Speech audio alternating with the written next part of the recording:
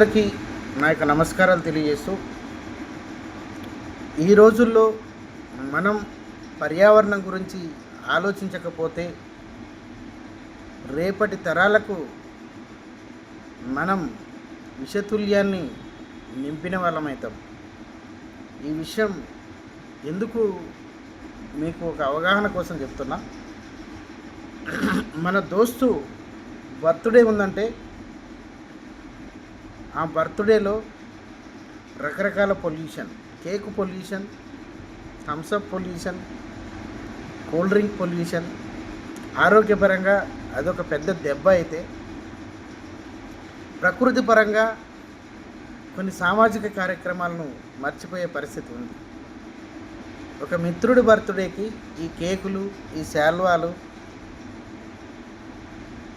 ఈ హంగులు, ఆర్భాటాలు లేకుండా ఒక బర్త్డేకి కనీసం ఒక 10 చెట్లను మన విలేజ్లో కానీ మనం ఉండే పరిసర ప్రాంతాల్లో కానీ పెట్టినట్లయితే ప్రకృతిని కాపాడిన వాళ్ళమవుతాం, ప్రకృతిని రక్షించిన వాళ్ళమవుతాం.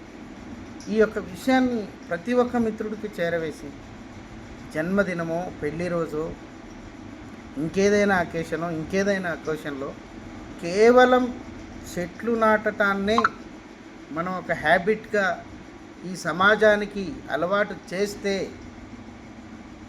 భావి తరాలకు మంచి ప్రకృతిని అందించిన వాళ్ళమవుతాం.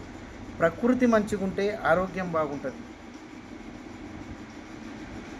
ఆరోగ్యం బాగుంటే రకరకాల డిసీజులను తట్టుకొని నిలబడగలిగే సత్తా మనలో ఉంటుంది.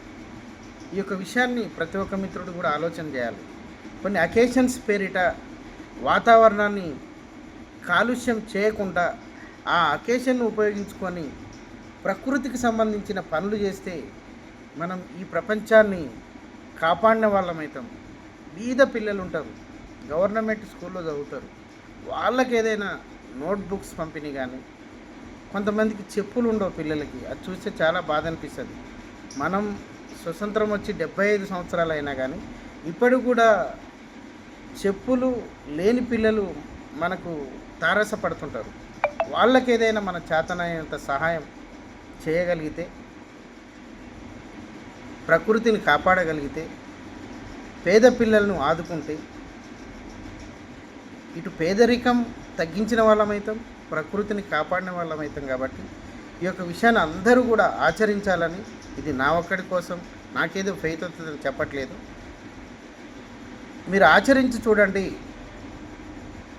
ప్రకృతి ఏ రకంగా బాగుపడుతుందో మనం ఆలోచన చేసుకోవాలని అందరికీ పేరు పేరున ధన్యవాదాలు తెలియజేస్తూ, ఈ యొక్క విషయాన్ని అందరూ కూడా గుర్తుంచుకోవాలని ప్రకృతి ప్రేమికుడిగా మీ అందరి దృష్టికి ఈ విషయాన్ని తీసుకొస్తున్నాను.